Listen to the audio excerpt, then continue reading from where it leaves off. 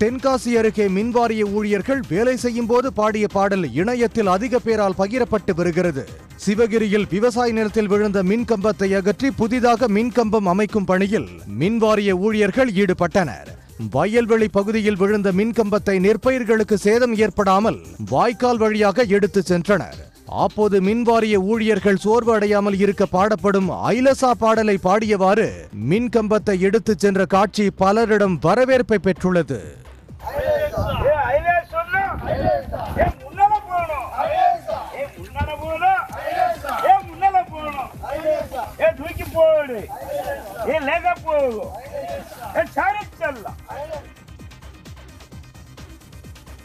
Operation Sindoor தாக்குதல் வெற்றியை கொண்டாடும் வகையில் போரில் ஈடுபட்ட ராணுவத்திற்கு மரியாதை செலுத்தும் விதமாக சென்னை அம்பத்தூரில் பாஜகவினர் தேசிய கொடி ஏந்தி ஊர்வலம் நடத்தினர். கொட்டு மழையில் சுமார் 3 கிலோமீட்டர் தூரம் இந்த ஊர்வலம் நடைபெற்றது.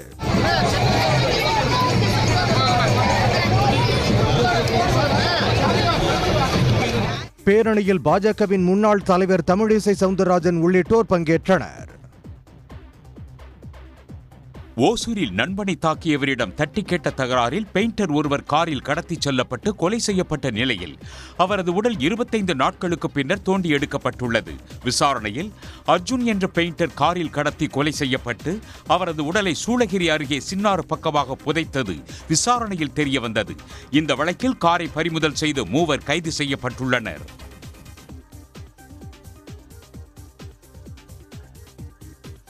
சிதம்பரம் அண்ணாமலை பல்கலைக்கழக சங்கங்களின் கூட்டமைப்பு சார்பில் நடைபெற்ற தொடர் காத்திருப்பு போராட்டம் 49வது நாளில் முடிவுக்கு வந்தது.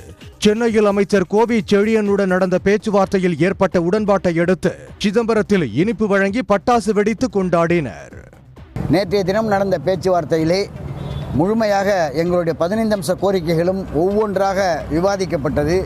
ஒவ்வொன்றும் விவாதிக்கப்பட்டு கிட்டத்தட்ட அந்த 15 அம்ச கோரிக்கைகளுமே ஏற்றுக்கொள்ளப்பட்டிருக்கிறது. தொடர் மழையால் கடலூர் மாவட்டம் காட்டுமன்னார் கோவில் அருகே உள்ள வீராணம் ஏரியின் நீர்மட்டம் உயர்ந்துள்ளது. கடந்த ஒரு வாரமாக கல்லணையிலிருந்து வினாடிக்கு 2000 கன அடி தண்ணீர் திறக்கப்பட்ட நிலையில் அதனைத் தொடர்ந்து கீழ் அணையிலிருந்து வினாடிக்கு 1500 கன அடி தண்ணீர் திறந்துவிடப்பட்டது. இதனால் வீராணம் ஏரியின் நீர்மட்டம் படிப்படியாக உயரத் தொடங்கியது. தற்போது ஏரியின் நீர்மட்டம் 46.40 அடியாக உள்ள நிலையில் சென்னை குடிநீர் தேவைக்காக வினாடிக்கு 73 கன அடி தண்ணீர் திறக்கப்பட்டு வருகிறது. காலனி என்ற சொல்லை நீக்கிய முதலமைச்சர் மு.க. ஸ்டாலினுக்கு நன்றி தெரிவித்து ஜூன் 3ஆம் தேதி சென்னையில் பேரணி நடத்த உள்ளதாக திராவிடர் விடுதலை கட்சி அறிவித்துள்ளது. இது தொடர்பாக பேசிய அக்கட்சியின் தலைவர் அன்பு மகேஷ், சிம்சன் பெரியார் சிலையிலிருந்து ஓமந்தூரார் வளாகத்தினை ஒட்டி அண்ணா சாலையில் அமைந்துள்ள முத்தமிழறிஞர் கலைஞர் சிலை வரை இப்பேரணி நடைபெற உள்ளதாக தெரிவித்தார். இன்றைக்கு தமிழகத்திலே சிறப்பாக ஆட்சி செய்து கொண்டிருக்கின்ற நம்முடைய முதல்வர் அவர்களுக்கு நன்றி அறிவிக்கும் விதமாக அனைவரும் மேற்கு மண்டலத்தில் இருந்து நாங்கள் திரளாக இங்கே ஜூன் 3ஆம் தேதி இங்கே சென்னையிலே சங்கமிக்கிறோம். துபாய்க்கு கூலி வேலைக்கு சென்று தற்போது அபுதாபியில் சாலை ஓரமாக வசித்த 2 தமிழர்களை ராமநாதபுரம் இளைஞர் ஒருவர் பத்திரமாக மீட்டுள்ளார். ராமநாதபுரம் அரண்மனை அடுத்த கொத்தத்தெரு பகுதியைச் சேர்ந்த 30 வயது செல்வமும் அவரது நண்பரும் துபாய்க்கு வேலைக்கு சென்ற நிலையில் அங்கு நிறுவனத்துடன் ஏற்பட்ட மோதல் காரணமாக அபுதாபியில் உள்ள தூதரக அலுவலகத்திற்கு சென்று தங்களை மீண்டும் இந்தியாவிற்கு திருப்பி அனுப்புமாறு கேட்டுள்ளனர்.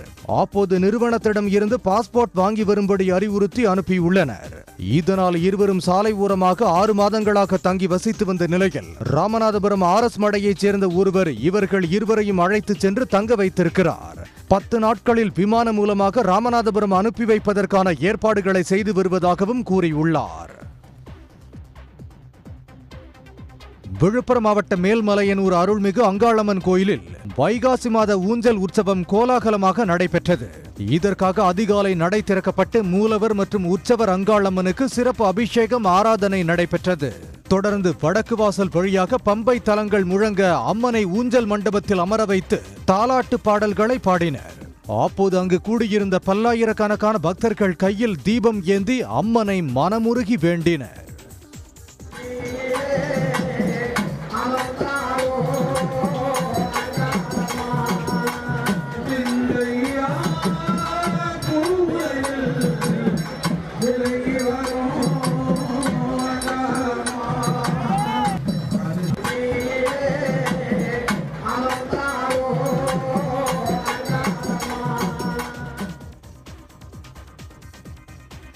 விருதுநகர் மாவட்டம் ராஜபாளையம் அருகே சத்திரப்பட்டி வட்டார மருத்துவ துணி உற்பத்தி செய்யும் சிறு குறு விசைத்தறி உரிமையாளர்களின் வேலைநிறுத்த போராட்டம் 16வது நாளான நேற்று முடிவுக்கு வந்துள்ளது.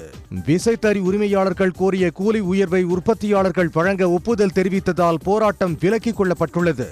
நேற்று நடந்த 5வது கட்ட பேச்சுவார்த்தையில் 3 வருடங்களுக்கான புதிய கூலி உயர்வு ஒப்பந்தம் கையெழுத்தானது. திருப்பூர் மாவட்டம் காங்கேயம் அருகே நிறுத்தத்தில் கைகாட்டியும் நகர பேருந்து நிற்காமல் சென்றதாக பெண்கள் புகார் தெரிவித்துள்ளனர். மாலை வாக்கில் 2 பெண்கள் காங்கேயம் செல்ல மேற்கு தோட்டம் பேருந்து நிறுத்தத்தில் காத்திருந்துள்ளனர். அப்போது காங்கேயம் நோக்கி வந்த 16ஆம் நம்பர் பேருந்தில் ஏறுவதற்காக கையை காட்டி நிறுத்த கோரியுள்ளனர். ஆனால் அதன் ஓட்டுநர் கண்டுகொள்ளாமல் சென்றுவிட்டதாக பெண்கள் புகார் தெரிவித்து சம்பந்தப்பட்டவர்கள் மீது நடவடிக்கை எடுக்க வலியுறுத்தியுள்ளனர். நான் மேற்கு தோட்ட பஸ் ஸ்டாப்பில் நின்றுட்டு இருந்தேன். இந்த மாதிரி 16க்கு நின்றுட்டு இருந்த 25-59 வண்டி கை நீட்டின 2 பேர் சேர்ந்து ரோட்டில் நின்றுட்டு கை காட்டின நானும் அக்காவும் நின்றுட்டு இருந்தோம். நிறுத்தாமல் வந்துட்டு இந்த பஸ் ஸ்டாப்பில் நிற்கல, நீங்கள் தூரம் நின்னீங்க அப்படிங்கிறாங்க. பட்டுக்கோட்டை அடுத்த காட்டாத்தி கிராமத்தில் வைகாசி திருவிழாவை முன்னிட்டு 1000 கிடா வெட்டி அம்மனை வழிபட்டனர். ஸ்ரீ வீரமாகாளியம்மன் கோயில் அருகே உள்ள திடலில் பக்தர்கள் கொண்டு வந்த கிடாக்கள் ஒன்றன் பின் ஒன்றாக பலியிடப்பட்டன. இதனை அப்பகுதி மக்கள் பக்தி பரவசத்துடன் கண்டுகளித்தனர். வெட்டப்பட்ட கிடாக்களை அதன் உரிமையாளர்கள் அவரவர் வீட்டுக்கு எடுத்துச் சென்று அம்மனுக்கு படையலிட்ட பின்பு உற்றார் உறவினர்களுக்கு விருந்தளித்து மகிழ்வது வழக்கம். கோவை சிறுமுகை வனப்பகுதிக்கு உட்பட்ட பவானி சாகர் நீர்த்தேக்க பகுதியில் தாயை புரிந்த 1 வயதே ஆன ஆண்குட்டி யானையை வனத்துறையினர் காப்பாற்றி தாயுடன் சேர்க்கும் முயற்சியில் ஈடுபட்டுள்ளனர்.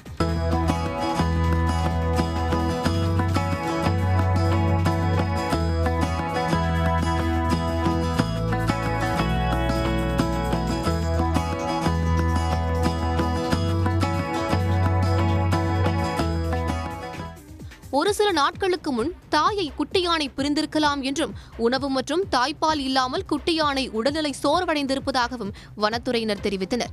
இதனால் குட்டி யானைக்கு பால், வாழைப்பழம், தேங்காய் உள்ளிட்ட உணவுப் பொருட்கள் வழங்கப்பட்டு பராமரிக்கப்பட்டு வருகிறது. ரேஷன் கடைகளில் முறைகேடுகளை தடுப்பதற்காக POS கருவியுடன் மின்னணு தராசை இணைக்கும் நடைமுறை சென்னையில் சோதனை முறையில் சில கடைகளில் அமல்படுத்தப்பட்டுள்ளதாக தெரிவிக்கப்பட்டுள்ளது. தமிழகம் முழுவதும் 37,328 ரேஷன் கடைகள் இயங்கி வருகின்றன. அவற்றில் வாங்கும் பொருட்களின் எடை சரியாக இல்லை என்பது பெரும்பாலானோரின் குற்றச்சாட்டாக இருக்கிறது. இதற்கு தீர்வு காணும் வகையில் POS கருவியுடன் மின்னணு தராசு இணைக்கப்பட்டுள்ளது. விரைவில் அனைத்து கடைகளிலும் இதனை அமல்படுத்த திட்டமிட்டுள்ளதாக கூட்டுறவுத்துறை அதிகாரிகள் தெரிவித்துள்ளனர். உடனுக்குடன் செய்திகளை தெரிந்து கொள்ள சன் நியூஸ் பெல் ஐகானை கிளிக் பண்ணுங்க.